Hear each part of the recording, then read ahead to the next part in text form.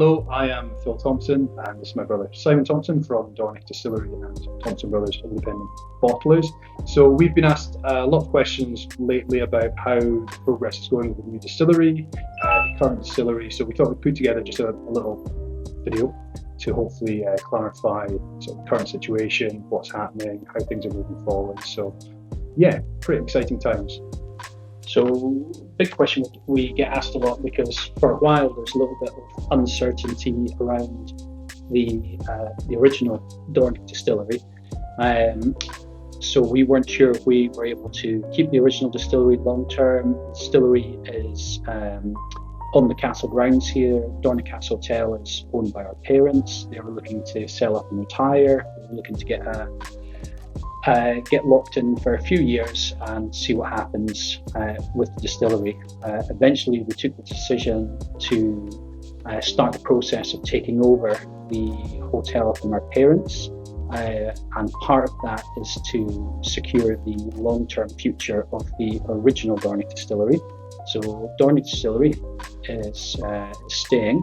In the next few years we are looking at a modest set of upgrades and expansion to it, just to make life easier on production. Anyone who's seen it knows it's been put together on a tight budget. So in the next few years we'd look to make a few improvements and increase its capacity.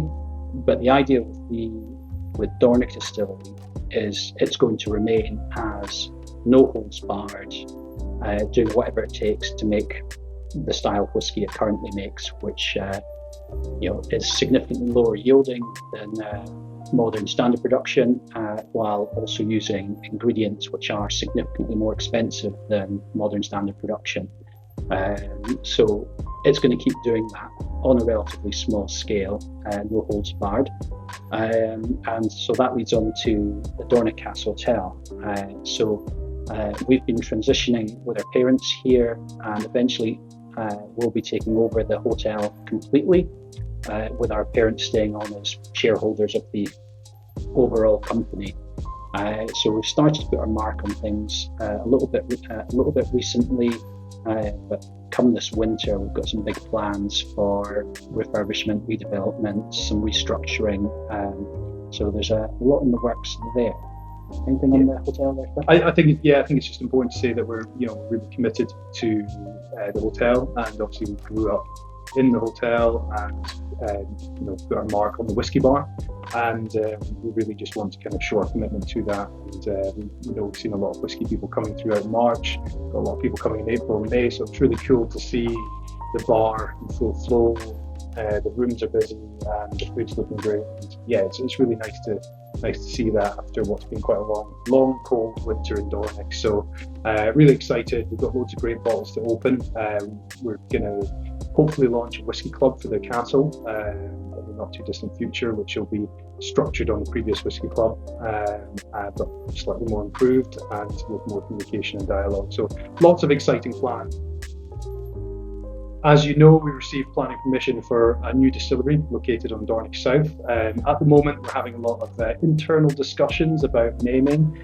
We do have some trademark applications underway and having various discussions with our team and some other very close friends about the naming of the new site. So for ease, I'm going to refer to it as Dornoch South or the new Dornoch Distillery. So we received planning permission back in October. That was passed by the local council, and it was passed unanimously by councillors, which was really superb. We had a public consultation as well, no public objections, full public support shown during the consultation and during the planning process. So it's pretty exciting, and we're ready to go and get stuck in. So since October, we've been working through building warrants, which has been really interesting for us. It's quite a new development, something we've not dealt with in a huge amount of detail before. So learning about that, understanding the engineering, the timescales for us is we've got great architects, great engineers involved. At the moment on site we have some trial pits which have been drilled. That's giving us an idea of the makeup of the soil below Dornoch South, which will help us with the engineering works. So that's happening at the moment. We actually have activity on site. Moving forward, the timeline is essentially looking to break ground at the start of next year. There's a hell of a lot of work to happen between now and then, mainly on funding and also the site, getting the building warrant, getting everything absolutely perfect prior to commencing any development. So it's a lot of work, and we're enjoying it. It's a big challenge to us, and it's a lot of work which is new to us, and it's adding hopefully some skills to our repertoire and developing us as hopefully distillers and business owners and so on. So yeah, quite exciting times. Yeah, so a little overview as to what Dornoch South is going to look like. So in terms of production style, most importantly, we've been doing some experiments to find some sweet spots between what Dornoch does in its kind of no holds barred, no matter the cost of production, and somewhere between bringing in elements of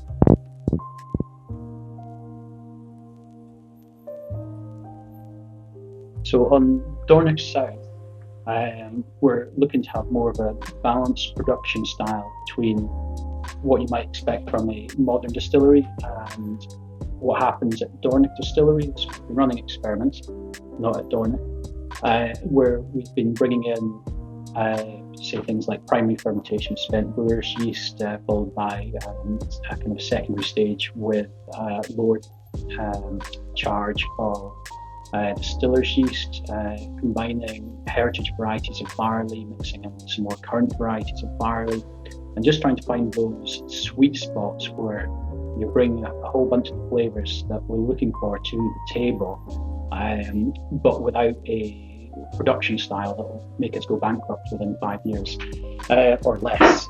So so we're really looking to do something that's more of a balance point. The site's designed for extra long fermentations as standard, and where we're going to be losing some of the biological efficiency relative to most distilleries, except Dornoch, we're looking to make up for it with extreme energy efficiency. So the whole site is going to be capable to quite a decent production level, producing from its own on-site renewables. There's a lot we've done to make all that work. A large part of that is getting the energy consumption nailed right down to the ground, using some of the latest technology available to us for that, while also combining it with a few innovations of our own design. So we think we can get close to breaking records on energy efficiency if everything goes to plan, but we'll also be able to be capable of a larger production capacity with external energy input as well. So we're expecting somewhere in the ballpark of 230,000 to 240,000 litres of alcohol a year production, fully off grid. And if we choose to do anything above that, she's designed to be able to utilise from our electricity from the grid on a renewable tariff in combination with thermal buffering, in order to bring that up as high as 400,000 LPA, which, to be honest, might push it a little bit for the first year above the off-grid capacity, and then probably take foot off the gas for year 2 and 3 for the cost of production on the energy there.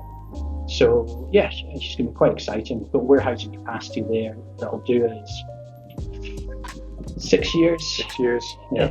Depending what we do, depending on how much more we do on the independent bottling. We already have the bottling already on site in Dornoch. We have limited space in our warehouse, though. It's mainly distribution, and warehousing is very limited.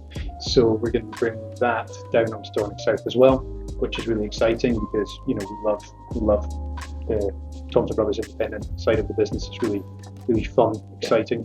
So currently with Thompson Brothers independent bottling and the blends, we're pretty close to maxing out our assets in Dornoch. We're full process, got our own warehouse, bottling hall, do all our own logistics, international logistics from Dornoch, and we're kind of hitting our choke points and can't do much more than we can currently.